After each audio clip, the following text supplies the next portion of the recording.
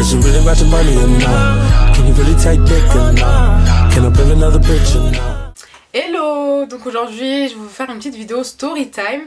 Donc j'avoue j'avais pas trop prévu de faire cette vidéo, genre je voulais faire une vidéo make-up et tout, mais je sais pas, j'avais trop envie de vous parler de ça en fait. Ça se trouve ça sera ma seule story time, alors je sais même pas, mais voilà c'est celle qui m'a tellement marquée et tout. Bref, j'en dis pas plus, c'est parti. Alors, j'étais petite quand même, hein, genre j'ai été...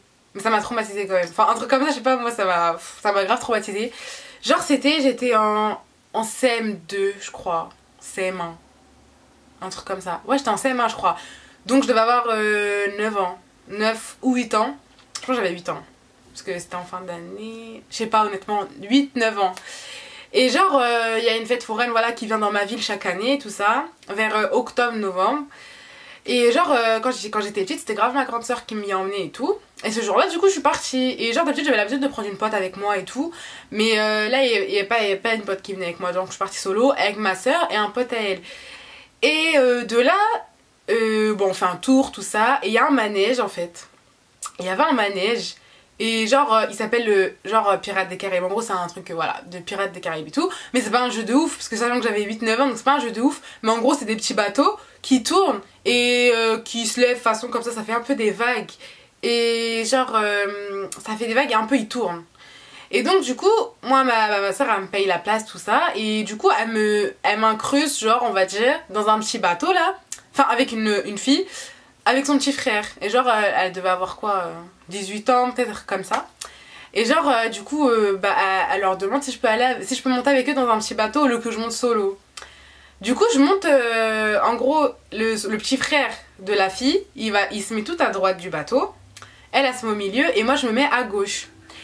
Et de là, bah tac, on se pose et tout, on attend que ça se remplisse, on attend que voilà, que ça soit le départ en fait, et qu'on doit se sécuriser. Et là dans ce manège là, comme c'est pas un manège de ouf, genre à sensation forte qui va dans les airs, etc. Genre c'est pas, genre vous voyez un mec qui vient vous vérifier que vous êtes bien maintenu, etc., que vous êtes bien attaché et tout. Non, là genre c'est à toi de fermer. Et en gros le système c'est une espèce de grande barre. C'est une espèce de grande barre en fer, et il y a deux leviers. En fait la grande barre elle est comme ça. Toi t'es dans le petit bateau, genre il y a un petit bateau, enfin tac, un petit bateau. Devant tu mets tes pieds, tout ça, là t'as la banquette, t'es assis, et t'as deux trous sur les extrémités. Sur les extrémités, il y a deux trous. Et du coup en fait le principe c'est que avec les deux leviers, hop, on les ramène comme ça, genre entre eux, genre on les rapproche. La barre se rétrécit du coup. Et on rapproche, et en fait après on lâche les leviers et la barre rentre dans les deux trous. En gros c'est ça. En gros les leviers ils servent à rapetissir la barre en fait.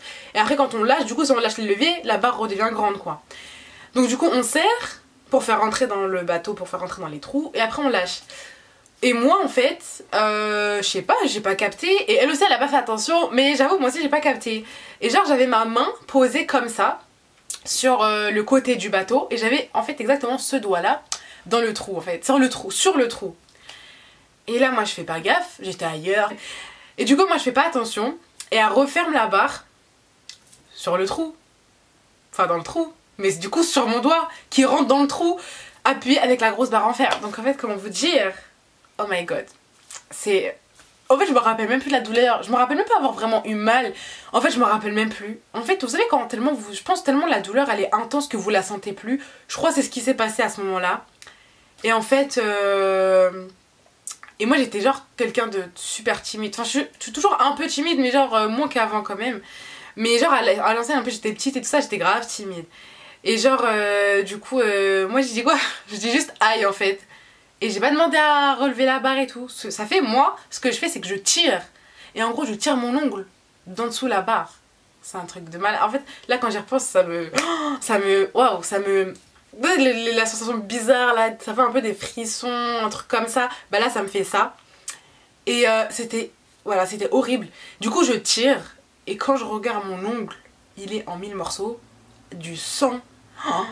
Et là le manège commence en fait. Et tout ça commence avant que le manège commence. Enfin tout ça, ça m'arrive genre avant que le manège il commence. Ça fait j'étais grave pas bien, genre j'étais en mode et j'étais trop pas bien, ouais. T'es là, tu vois ton ongle, il est en 1000 morceaux, t'as du sang, le bateau il part, c'est bon, le manège il part, t'es ailleurs. Et du coup moi je fais une tête genre de mort vivante, enfin genre je suis toute blanche. J'ai toujours des mouchoirs sur moi depuis que je suis petite, vous savez, je prends un mouchoir et je mets un mouchoir par-dessus mon ongle et je tiens comme ça avec ma main mais sans serrer. Genre juste comme ça, je sais pas pourquoi je fais ça mais c'est instinctif, genre j'ai envie de faire ça. Du coup j'étais hyper pas bien, genre moi dans ma tête le manège il partait tout ça, j'étais stoïque, genre inerte, pas d'émotion, rien du tout, j'étais juste comme ça, j'attendais que ça passait. Et là bah je descends tout ça, ma soeur elle me dit c'était bien tout ça, je lui dis oui oui. Et du coup j'avais une grosse écharpe et j'avais toujours mon mouchoir avec ma main comme ça par dessus. Et je mettais ma main comme en fait je me tenais comme ça en dessous de mon écharpe, donc on pouvait croire que je sais pas j'avais les mains comme ça ou je sais pas en dessous de mon écharpe en fait. Et du coup je tenais comme ça mon doigt et hop en dessous de mon écharpe. Et là de là on va se poser dans un fast food à la fête foraine. Et je prends une espèce de kebab tout ça et je commence à manger des frites bah du coup à une main. On parle tout ça, enfin voilà quoi. Enfin moi j'étais assez silencieuse. Mais du coup bah, ma soeur a parlé avec son pote tout ça, enfin c'était tranquille. Et du coup je mange les frites et tout. Et en fait je sais pas dans ma tête je me disais mais jusqu'à quand je vais y garder le secret en fait. Jusqu'à quand je vais rester comme ça. En fait je sais pas je me suis pas posé la question tout de suite en fait. Je sais pas il s'est passé quoi dans ma tête à ce moment là. Et du coup de là je mange mes frites et tout mais du coup je mange avec la main droite. Et je mange avec la main droite et tout. Genre je me dis quoi les frites tac on fait ça. Ça passe crème. J'avais pas pensé au sandwich par la suite en fait. Parce que le sandwich il faut l'attraper avec les deux mains. Tu manges comme ça. Donc je me suis dit. Et là dans ma tête je me suis dit aïe là il y a un problème. Je vais plus pouvoir le cacher longtemps. Il faut que je le dise. Il faudrait que je le dise à ma soeur. Il faudrait que je l'avoue et tout. Donc du coup là je me suis dit il y a un petit problème. Et là du coup elle était assise à côté de moi. Et genre je lui tape sur l'épaule comme ça. Elle me fait quoi? Je lui dis en gros voilà je monte ma main, j'enlève le mouchoir et là elle fait un cri. Mais genre en fait et là je me suis mise à pleurer en fait. Quand elle a crié je me suis mise à chialer. Parce que genre j'avais grave contenu en moi. Mais je me suis dit en fait je sais pas je crois que j'ai essayé de relativiser. Et du coup quand j'ai vu que ma soeur, même pas moi-même en fait ma soeur, elle a crié comme ça, elle a fait ce cri. Je me suis dit waouh. Ah ouais en fait c'est quelque chose et tout. Et vraiment mon ongle, moi je me rappelle là vraiment j'ai un flashback, genre j'ai l'image encore dans la tête.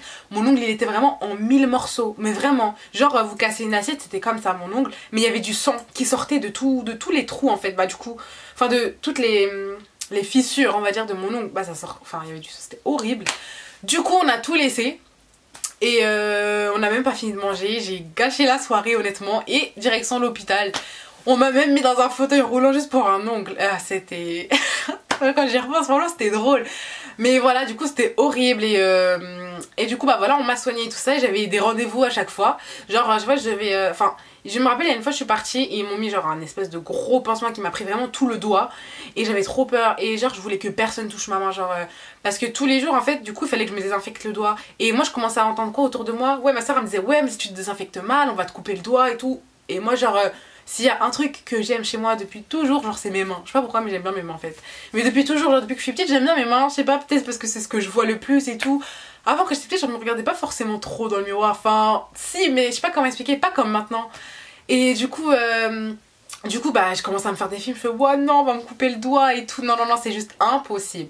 Du coup bah je me forçais à me désinfecter. Genre après du coup le lendemain je crois je suis partie au supermarché, j'ai acheté genre le meilleur antiseptique, genre qui pique pas, qui désinfecte à fond, les meilleurs pansements, vous savez ceux qui coûtent un bail de 6 € la boîte là, les trucs comme ça là, j'ai pris tout ça.